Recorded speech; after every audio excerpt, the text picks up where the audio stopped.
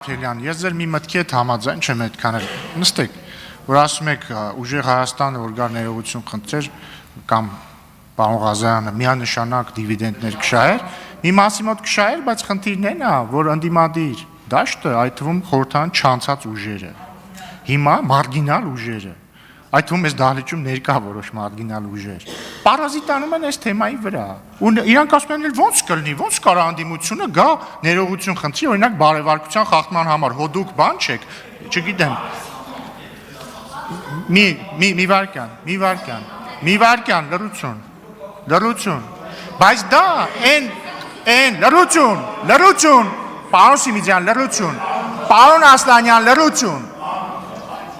պարոն Սիմիջյան, լռություն, պարոն Սահակյան, լռություն, պարոն Ֆարմանյան, լռություն, բայց դա այն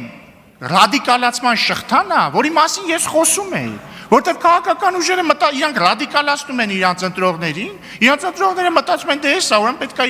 իրան ներողություն արտահայտությանս համար հայհոյեն, հետո գալիս են դալիճ հասկանում են, որ սենց ապել չի կարելի, բայց արդեն վերջ, էլ ոնց կարող ես գաս ներողություն խնդրես, որ ձեզից մեկը ասել է սրիկա, մի սրիկա ասել է սրիկա, ու դες ռադիկալացման շղթան գնում է,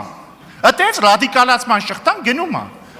ու ես ուզում եմ մի բան նշել, հարգելի գործընկերներ, մենք էլ ունենք ընտրողներ, որոնք օրինակ, իհարկե մենք երբեք թույլ չենք տվել ձեզնից ոչ մեկի վիրավորել, բայց որոնք ասում են օրինակ ոնց եք Վարդևանյանին ընտրել ազգային ժողովի փոխնախագահ, բայց մենք գիտակցում ենք, որ ռադիկալացման շղթան պետքա կոտրել, բայց դուք դա չեք գիտակցում, ու վստահաբար այն մեկ, այն սուբյեկտը, որ ընդեղ նստած է, որ փախցրել տարել եք այն կողմ, բան ռազմավարական խորություն եք հաղորդել,